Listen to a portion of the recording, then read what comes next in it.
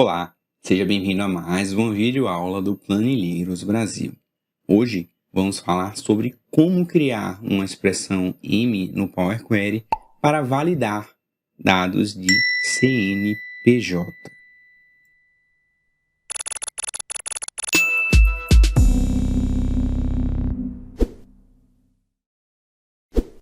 Nós temos aqui o mesmo site utilizado em videoaula anterior, onde primeiro ele explica como criar e validar o dígito verificador do CPF e a mesma coisa do CNPJ. A gente tem aqui o CPF, onde ele tem o seu primeiro bloco com 8 algarismos, seguindo do segundo bloco com os 4 algarismos, totalizando 12 algarismos iniciais antes dos dois últimos, que são os dígitos verificadores. A lógica para validar é muito parecida, sendo que tem um grau de complexidade um pouquinho maior. Então, basicamente, o que é que ele faz? Ele pega esse primeiro bloco de 12 algarismos e ele inverte a ordem. Coloca 1000, 4, 62, assim sucessivamente. E o produto é algo intermitente. Então, com esse valor invertido, ele acaba multiplicando de 2 a 9 e depois de 2 até 5. E, de maneira seguinte, ele faz a mesma operação feita no CPF. Ele faz o somatório desse produto, vê o resto da divisão por 11 e faz o 11 menos esse resto calculado.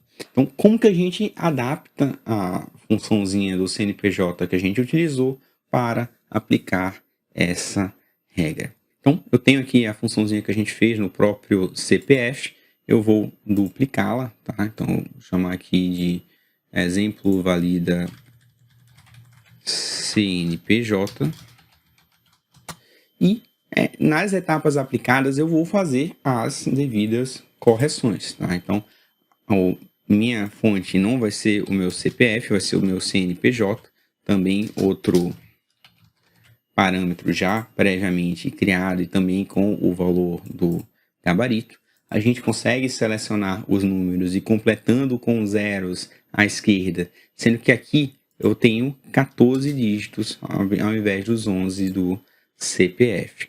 A gente consegue transformar isso em lista, a gente transforma esses valores em números. Eu não estou interessado aqui mais nos 9 primeiros dígitos, eu estou interessado nos 12 primeiros dígitos inicialmente e depois nos 13 primeiros dígitos inicialmente. Vou aproveitar e renomear o nome da etapa. Isso aqui são os 12 dígitos, esses aqui são os 13 dígitos. Então, eu crio a soma do primeiro dígito verificador. Então, aqui as coisas começam a complicar um pouco mais, tá? Porque inicialmente eu tinha itens sequenciais e eu me vali desses itens sequenciais para fazer o produto. Agora, eu não tenho mais uma lista sequencial. Eu tenho uma lista que vai de 2 a 9 e depois essa mesma lista vai de 2 até 5. Então, os valores que eu vou multiplicar cada posição, eles variam, tá? Então, primeiro eu vou criar essa sequência. 2, 3 até 9, 2, 3 até 5. Então, deixa eu apagar tudo aqui. Então, criar uma lista de 2 até 9 e eu concateno com a lista de 2 até 5. Então, eu tenho a lista com os 12 algarismos e essas são as posições que a gente quer multiplicar. Porém, tem aquela pegadinha, né? Ele inverteu os números. Aqui eu vou fazer um pouquinho diferente, eu vou inverter esses itens que ele quer multiplicar. Então, list.reverse. Tá? Então, aqui eu tenho a ordem agora correta, né? Que eu multiplico 5 por quem? Pelo meu primeiro dígito, que seria o 59. Então, 5 vezes 5, nós temos 25. A ordem está um pouquinho diferente. Agora eu quero juntar esses dois valores. Repara que aqui, na criação 1D, eu tenho uma lista com 12 valores e na minha lista de números eu tenho perdão, no meu 12 dígitos, eu também tenho uma lista com os mesmos 12 valores. Como que eu junto essas duas listas para eu ter o primeiro elemento dessa lista, que seria o número a ser validado, com o primeiro elemento dessa lista, que faz parte do memorial de cálculo e validação? Para isso, existe uma função chamada list.zip, onde o argumento é uma lista, tá? Então, a gente vai criar uma lista de listas, onde, inicialmente, eu coloco esse fator que a gente deseja, e depois eu consigo colocar, por exemplo, os meus 12 dígitos. E ao fechar isso, eu tenho para cada posição o 5 vezes 5, o 4 vezes 9, o 3 vezes 5. 5 vezes 5, 4 vezes 9, 3 vezes 5.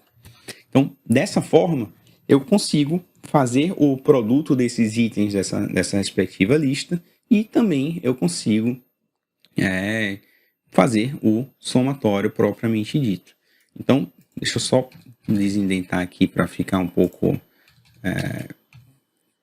dentro de uma mesma linha, para a gente conseguir ler, tá? Então, basicamente aqui, nessa expressão que eu vou atribuir para uma variável, vou chamar aqui de let base igual a isso. Tá? Então, minha primeira variável vai ser base igual a isso. Minha segunda variável vai ser produto, onde eu vou pegar essa lista e eu vou transformar. Vou fazer a list.transform de quem? Opa, toda vez que eu uso o IntelliSense aqui, a gente acaba no list, text, é um pouquinho chato, mas faz parte. Então, o list.transform de quem? Da minha base, onde para cada item, nós temos vídeo aula aqui no canal, eu vou fazer o produto, que seria o list.product, desse argumento, que seria o próprio underline. Eu coloco in produto. Opa. Em produto. Faltou o quê? Faltou o abrir o argumento das chaves. O list.zip ele precisa de uma lista, né? Então, uma lista de listas como argumento. Então, aqui eu tenho o resultado da multiplicação posição a posição, e no final das contas eu posso declarar uma outra variável como soma, como sendo list.sum do meu produto. E o meu resultado final vai ser a minha soma. Então, dessa forma, a gente tem os 177. Deixa eu até salvar aqui no meu Ctrl+C. E a gente consegue criar o primeiro dígito, que vai ser, nesse caso, 11 menos o módulo, exatamente da mesma forma. E a gente, no Criasoma 2D, a gente substitui o código, sendo que agora vai ser de 2 a 9 e de 2 a 6. A gente vai pegar com base o de 13 dígitos e não o de 12 dígitos, e a operação é exatamente a mesma. Então, no final das contas, a gente tem que o meu input é a fonte, o meu formato agora vai ser de CNPJ. CNPJ ele tem duas sequências de 0, barra normal, 4 posições, seguido do traço 00. E só para finalizar, agora essa comparação não vai ser mais da posição 9, vai ser da minha posição 13, que 13 menos 1 vai ser na minha posição 12 aqui e 13 aqui. E a gente verifica, nesse caso, acho que ele pegou por aqui, ó. Não são mais 11 caracteres, nós temos 14 caracteres. E sim, agora ele deu como CNPJ válido. Da mesma forma que a gente fez lá para a função do CPF, eu consigo criar uma função, eu coloco aqui fn valida CNPJ, que eu posso chamar.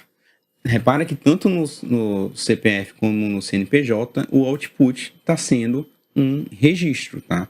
Onde a gente tem algumas informações, mas se eu quiser apenas se está validado sim ou não, ou o output formatado, é só adaptar para o output necessário.